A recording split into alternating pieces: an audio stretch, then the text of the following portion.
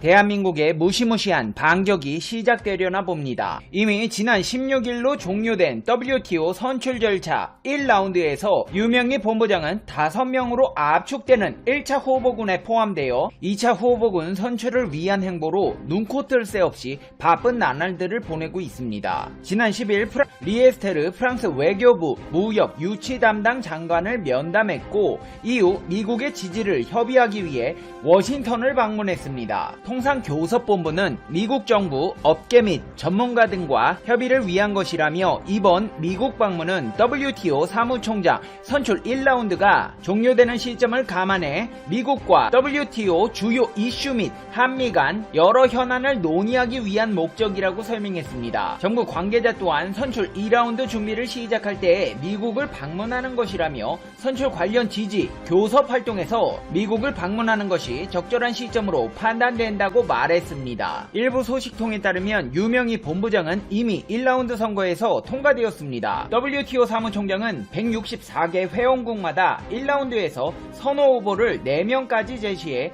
5명을 선출합니다. 이어지는 2라운드에서 다시 3명이 탈락하면 최종 후보 2명이 마지막 3라운드 절차에서 경합합니다. 2차 라운드 일정은 아직 결정되지 않았고 최종 선출은 늦어도 올해 11월 초순에 이루어질 전망입니다. 유 본부장은 로버트 라이트하이저 미 무역대표부 대표 등 미국 정관계 인사들을 만났습니다. 미국에게 WTO 사무총장 선출 지지를 호소한 것으로 알려졌는데요. 문제는 2라운드부터입니다. 전문가들은 최종 2인에 들어가려면 미국의 지지가 결정적이라며 국제사회 역학관계상 중국이 반대하는 후보를 미국이 뒤집어서 포함할 수는 있지만 미국이 반대하는 후보는 중국이 없지 못한다고 말했습니다. 가장 큰 라이벌로 거론되는 것은 아프리카 후보들인데요. 아직 아프리카 출신 사무총장이 배출된 적이 없다는 점에서 이번 선거는 아프리카 대세론이 거론되고도 있습니다. 실제로 중국과 유럽 국가들이 케냐 등 아프리카 후보를 지지할 것으로 알려졌는데요. 미국은 아직 특정 후보 지지 입장을 표명한 바는 없습니다. 다만 WTO 부대에서 중국 견제에 주력할 것으로 판단되고 있습니다. 최근 WTO 1심 재판부 격인 분쟁 해결 기구가 미국의 중국산 제품 고율 관세 부과를 무역규칙 위반으로 판결하면서 이런 기조는 더 강화될 전망입니다. 중국 견제를 위한 미국의 지지를 끌어낼 수만 있다면 유 본부장이 3라운드까지 진출할 수 있다는 지렛대가 된다는 이야기입니다. 한국 정부 측에서도 유명희 산업통상자원부 통상교섭본부장을 차기 세계무역기구 사무총장으로 만들려는 당정의 노력을 본격화하고 있습니다. 현재 국제검사협의회장이 황철규 법무연수원 연구위원이고 인터폴로 불리는 국제형사경찰기구 역시 한국인 김종양 총재가 이끌고 있는데 WTO같이 UN 산하 전문기구의 사무총장까지 배출한다면 국제사회에서 한국의 국격이 크게 올라가고 일본과의 산적한 과제를 해결할 수 있을 것이라는 관측이 나오고 있습니다. 정부 관계자들 중에서도 특히 강경화 외교부 장관이 발벗고 나서고 있는데요. 최근 클라우디아 블룸, 카프로데 바르베리 콜롬비아 외교장관과 통화하고 WTO 차기 사무총장에 입후보한 유명희 본부장에 대해 지지를 요청했다고 밝혔습니다. 외교부에 따르면 강 장관은 유 본부장이 다자무역 체제를 복원하면서 선진국과 개발도상국 간 가교 역할을 수행할 적임자라고 강조했고 이에 블룸 장관은 유 본부장의 경험과 전문성 등을 적극적으로 평가하면서 사무총장 선출에서 한국과 지속해서 긴밀히 협력해 나가겠다고 했습니다. 여당 대표인 이낙연 대표 또한 유 본부장의 WTO 사무총장 입후보를 거론하며 여당도 적극 돕겠다는 입장을 밝히며 정부 주요 관료들이 총출동하는 모양새인데요. 정부에서 이렇게 총력을 기울이는 이유가 다 있습니다. 바로 일본입니다. 일본에서는 한국의 WTO 사무총장 취임에 극도의 불안감을 느끼고 있습니다. 모태기 일본 외무상은 최근에도 어김없이 한국과의 WTO 마찰을 우려한 듯 작심하고 비판에 나섰는데요. 정례 기자회견에서 일본 입장을 확실히 반영할 후보에 대한 질문을 받자 주요국 간 이해를 조정하는 능력이 가장 중요하다고 답했습니다. 모태기 외무상은 일본 정부가 현재 특정 후보를 지지하는 것은 아니라고 강조하면서도 다자 무역 체제의 유지,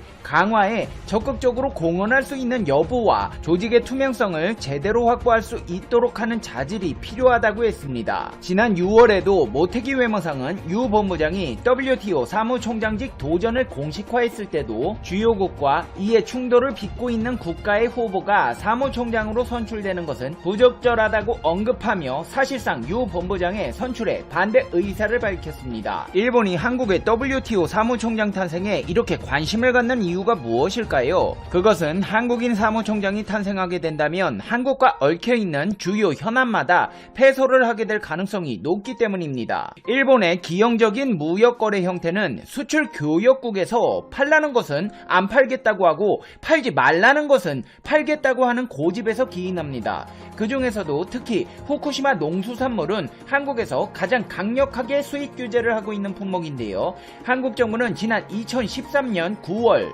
일본 8개 현 식품 수입을 금지했습니다. 이는 후쿠시마 현뿐 아니라 바다가 없는 인근 지역 8개 현의 농산물까지 금수 조치하는 매우 강력한 조치로 일본 정부는 이를 부당하다며 WTO에 제소했습니다. 일본 측의 주장은 이렇습니다. 일본 농림수산성에서 발간한 자료에서 보면 규제가 아예 없거나 증명서를 요구하는 정도에 그치는 나라가 대다수이고 후쿠시마와 인근 현의 식품 전부 혹은 대부분을 금지한 나라는 한국, 중국, 대만 등 소수에 그친다고 주장했습니다. 미국 정부기관인 FDA도 일본 수산물에 대한 감시를 강화하고 있지만 수입금지 조치를 내리지 않았고 2018년 기준 상당수 규제도 해제되었다는 것입니다.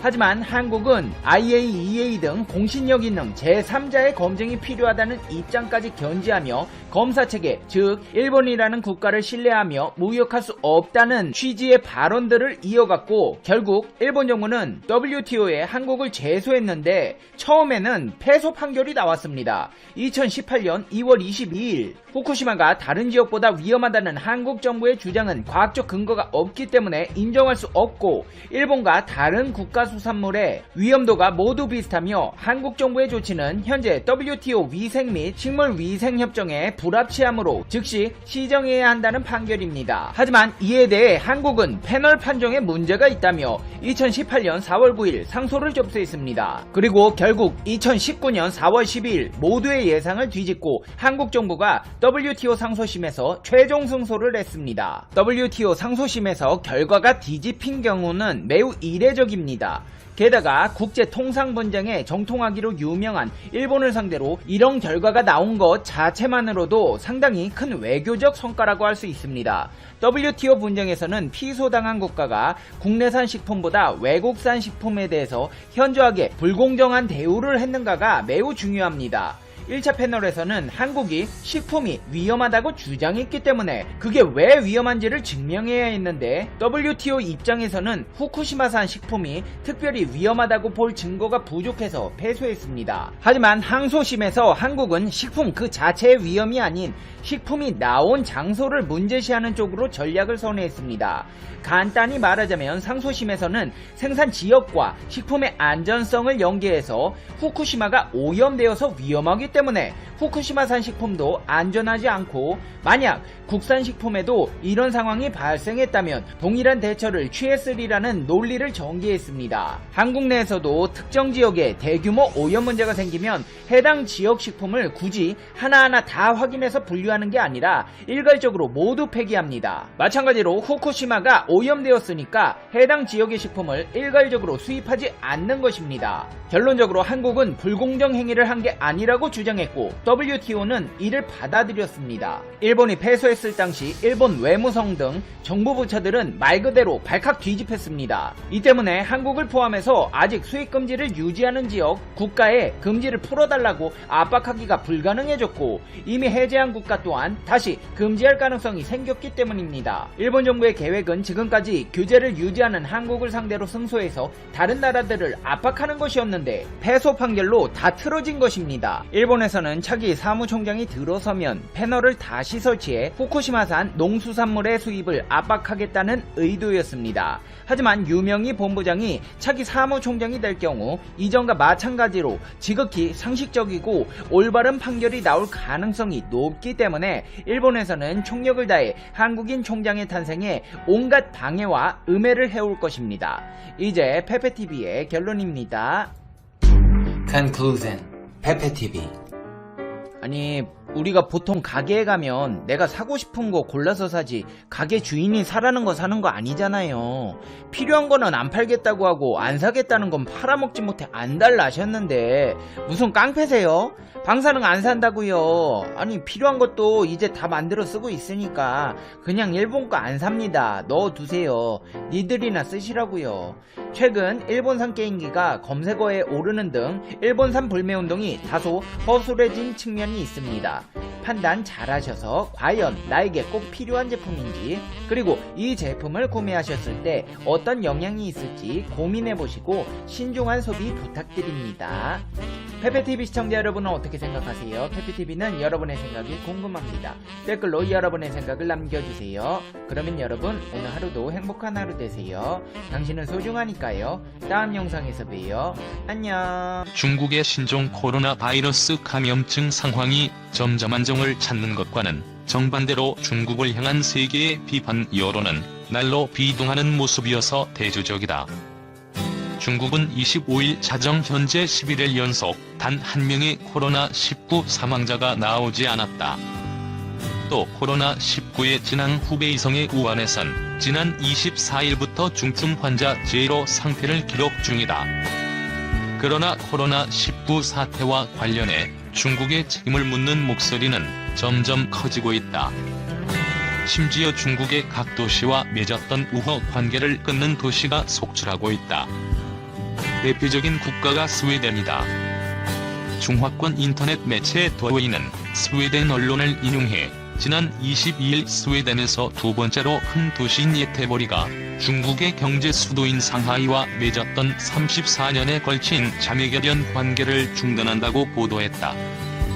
예테보리 의회 관계자는 상하이와의 교류가 많지 않았다고 말했지만 실제 이유는 점증하는 스웨덴 국민의 중국에 대한 반감이라고 스웨덴 언론은 말했다.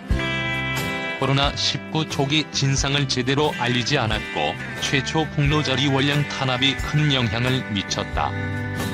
또 이후 중국 외교부 대변인의 거친 언사와 선전을 여과 없이 전달하는 중국 매체 보도로 인해 스웨덴 국민이 중국의 실제에 대해 보다 분명한 인식을 갖게 된 게 중국 도시와의 우호 관계를 끊는 데 중요한 역할을 했다고 한다. 예테보리에 앞서 스웨덴의 린코핑이나 오레브로도 중국 도시와의 자매결연 관계를 단절했다. 과거 스웨덴의 116개 도시가 중국의 각 도시와 우호 관계를 맺고 있었으나 코로나19 사태를 전후해 약 100개 도시가 이 같은 관계를 끊었다고 더웨이는 전했다. 이에 앞서 지난 14일엔 호주 뉴사우스웨일즈의 와가와가시가 중국 윈난성 군민과의 32년에 걸친 자매결연 관계를 단절했다. 와가와가시의 폴퍼닐 의원은 중국 정부가 코로나19를 이용해 세계의 사망과 파멸을 가져왔다고 비난했다. 중국의 책임을 물어야 한다며 손해배상을 제기하는 기소는 이제 미국을 넘어 세계적으로 유행 중이다. 미국에선 플로리다주, 텍사스주, 네바다주, 캘리포니아주 등에서 민간 소송을 벌이고 있다. 또 지난 21일 미주리주가 주정부 차원에서 처음 소송을 제기한 데 이어 22일엔 미시시피주도 소송에 가세했고 중국의 원조를 많이 받았던 이탈리아에서조차 중국에 대한 손해배상 움직임이 시작됐다. 이탈리아의 비영리 기구 원유럽이 지난 21일부터 중국을 상대로 손해배상을 요구하는 사이트를 연 것이다. 5월까지 서명을 받아 6월엔 법적 조치에 들어가겠다는 계획이다. 이 캠페인의 책임자 페르디난도 베로네는 어떤 국가도 중대 전염병이 발생하면 24시간 이내에 세계보건기구에 통보해야 하는데 중국은 그렇지 못했다고 강조했다. 참가자는 50만 명을 초과하고 배상 요구 금액은 1,000억 유로가 넘을 것으로 전망했다. 이 같은 분위기 속에 올해가 유럽 중국의 해이지만 유럽에서는 중국이 유럽을 잃었다는 말까지 나오고 있다. 당초 중국은 일찌감치 코로나19 홍역을 앓은 경험을 토대로 유럽 지원에 나서며 미국을 대신해 세계에 중국의 지도력을 과시할 좋은 기회를 맞았다. 그러나 이후 중국에 성숙하지 못한 이딴 행동이 화를 불렀다는 평이다. 우선 아무 말 없이 의료 물자를 지원해도 중국에 감사하다는 인사가 나올 판인데 꼭 중국 지도자와 공산당에 대한 감사와 찬양을 요구하는 바람에 원조 물자를 받는 측의 자존심을 뭉개고 말았다. 게다가 마스크와 진단키트 등에서 중국의 고질적인 문제점 중 하나인 불량품이 잇따라 나오며 중국 이미지에 먹칠을 했다. 코로나19를 최초 폭로한 의사리 원령에 대한 마지못한 듯한 표창과 선전으로만 일관하는 중국 언론 행태도 중국의 등을 돌리게 만드는 요인이 됐다. 최근 프랑스 정부의 코로나19 대응을 비판한 프랑스 주재 중국 대사관이나 미국과 설전을 벌이며 보여준 중국 외교관의 거친 언사 등도 빈축의 대상이 됐다. 또 코로나19 사태를 이용해 세계의 주요 기업을 매수하려는 중국의 시도는 각국의 약탈적 투자란 인식까지 심어줬다. 한편 EU가 코로나 사태를 둘러싸고 중국이 조직적으로 가짜 정보를 퍼뜨리는 실태를 지적하는 보고서를 펴내려다 중국의 압박을 받고 핵심 내용을 삭제하는 일이 벌어졌다고 정치 전문 매체 폴리티코가 25일 보도했다. EU 내부에선 중국의 힘에 눌렸다며 굴욕감을 느낀다는 반응이 나오는 것으로 전해졌다. EU 대외관계청은 지난 21일 코로나가 중국과 무관하다는 인식을 전 세계에 심어주기 위해 중국이 정부 차원에서 노력을 기울이고 있다는 내용을 담은 보고서를 낼 예정이었다. 뉴욕타임스가 입수한 보고서 초안에는 중국이 팬데믹을 일으켰다는 책임론에서 벗어나려고 국제적 차원에서 허위 정보를 퍼뜨리는 캠페인을 이어갔고 이와 관련한 비밀 작전도 수행했다는 내용이 들어있다. 중국이 퍼뜨린 가짜 정보의 예시로 프랑스 정치인들이 아프리카 출신인 드워드로스 거브러여수스 WHO 사무총장에게 인종적 모욕을 했다는 주장이 들어있었다. 중국이 미국의 바이러스를 퍼뜨렸다는 허위 주장을 했다는 내용도 담았다. 중국은 EU가 21일 보고서를 낸다는 소식을 입수하자마자 물밑에서 긴박하게 움직였다. 외신들에 따르면 EU 본부가 있는 벨기에 브뤼셀에 파견된 중국 외교관들이 보고서 발표를 중단하라고 압박을 가하고 동시에 베이징에서도 주중국 EU 대표부에 압력을 넣었다. 중국 측은 초안대로 보고서가 나오면 EU와의 관계가 나빠질 것이라며 위협한 것으로 알려졌다.